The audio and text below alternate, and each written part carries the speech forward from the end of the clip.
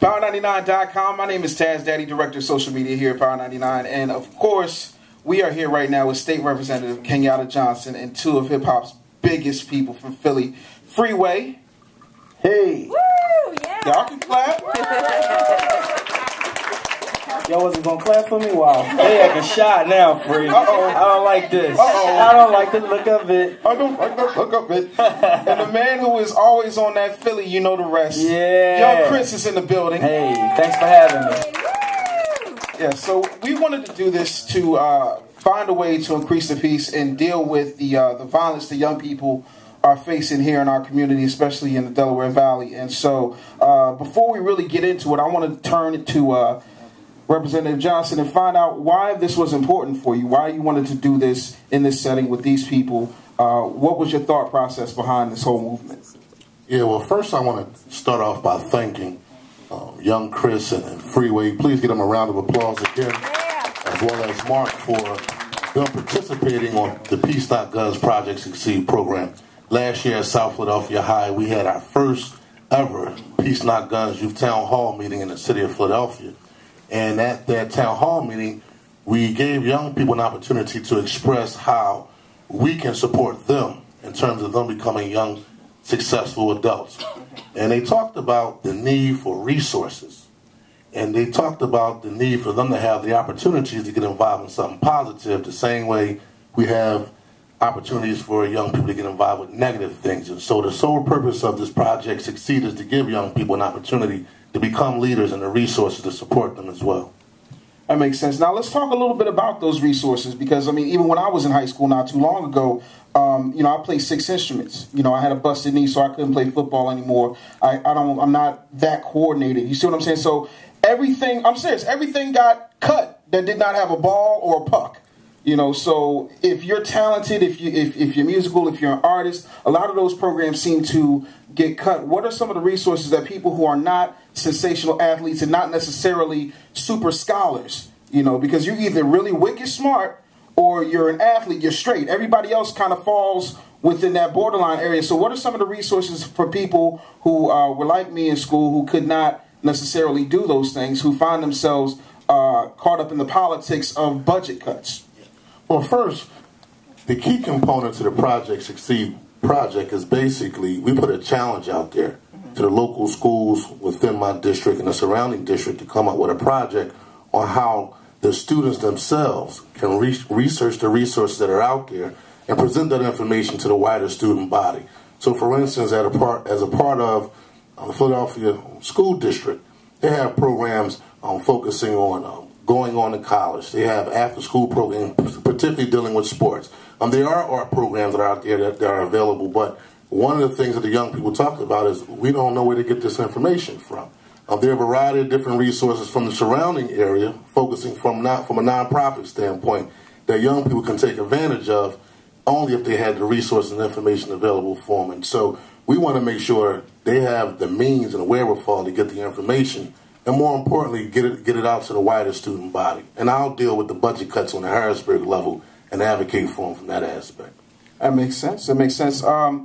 Freeway and young Chris, what do you see out here as some of the problems that you see when young people come up to you when you talk to them? What do you see them going through, and how do you tell them to address those problems positively? Well, I feel as though it's like a lack of motivation within the inner city kids. I feel as though some of them feel like they can't make it. You know what I'm saying? They can't do nothing positive because it's hard to get jobs, and a lot of people that went to college and graduated from colleges still not able to find jobs, and they see these people and they're feeling as though if we go to school and we do that, we might be in the same boat. So, you know what I'm saying? I feel as though we need to do something positive, show them that they can do it. We, like me and Chris, we look at us. We from the hood and we made it out. We from the same place they from. We face the same trials and tribulations that they face, and we just set our mind to it to do something positive, and we made it happen. If we could do it, they could do it too. Right. You can't really, you know, I don't always get, you know, put the excuse on the teachers and the parents. Right. Sometimes we got to step up ourselves to it, you know, the kids. That's what's up. You know what I'm saying? They got to, you know, we play a major part in ourselves. You got to wake up one day and say, you know, play your part. That's what it is. Now, when you talk about playing your part, I mean, a lot of what people would consider conscious hip hop, stuff that is positive, that really, honestly, does not see the light of day, be it radio, television. You know, I mean, come on, you'll never see a conscious rapper sell out an arena, you know, over a whole. What is hip hop's responsibility musically? You will see. I'm a lot more conscious with my music too. I got a daughter. Freeway got kids as well. Yeah, you know, I'm definitely conscious. And little do you know, it is conscious rappers selling out venues. You just don't get to see it. It's not on the mainstream level. It's not on the mainstream level, but it's definitely around, trust me. And when you say conscious rappers now, you have to also look at, we have two of the best and brightest that have made it from the city of Philadelphia to become world-renowned artists.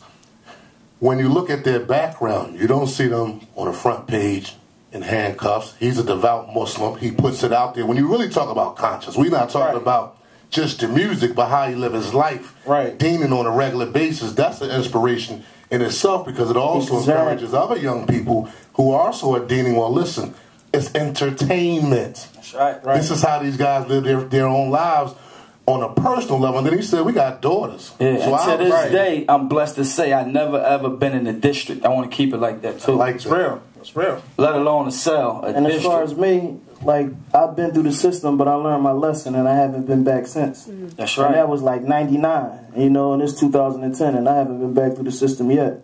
That kid. I got in there, and I was like, man, I'm good. I'm not back. I'm not coming back. And when I got out, life. started moving forward, and I ain't looked back since then. Wow. Well, I guess my question would be to both of the artists, if you can elaborate on choices, because I'm always talking about how, and I was talking to Chris about it when I first came here. I grew up South Philly, first gun charge at the age of 16, thought I was cool staying on the block, and it took a long way for me to really get myself together, but as I matured, it really came down to choices. Choices where I hung out at, the choices in terms of the people I had around me that influenced a lot of actions and the negative things I got involved in. Can y'all elaborate on that, being an artist? Because I'm quite sure there's a lot of temptation. Yeah, it is, man.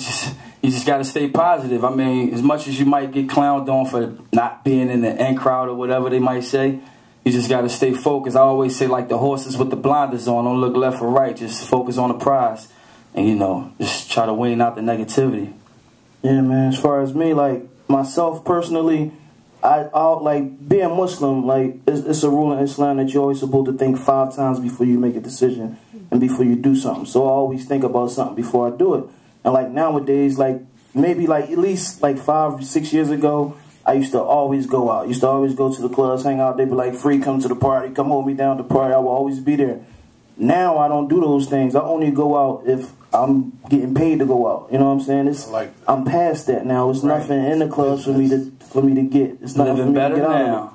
You know what I'm saying? Living better now. I'm thinking about raising my family and making sure my kids come up and do the right things and make the right decisions. So if they see me running around in the streets, they're going to feel as though they could do the same thing. You know what I'm saying? Big Tad, check this out. You talking about being legal and doing things the right way. Check out the ice. I'm serious. I'm blind. That's legal ice right Turn there. down the lights. Doing the right thing. Turn the lights on. Legit, man. If I did it, y'all could do it too. Everybody sitting out there. Sure. Absolutely. Now, what do you tell your kids as parents? You know, forget being artists for a minute, but what do you tell your kids? How do you inspire your kids? How do you motivate your kids? Because a lot of times, you know, I'm a product of a single mom, and my mom had to work 2-3 jobs. And so she's like, don't lie, don't cheat, don't steal, otherwise I'll kill you. Right. You know, that was just her mantra. So I was scared into doing the right thing. Well, what do you tell your kids aside from just the everyday stuff in order to keep them motivated, and aside from just your example?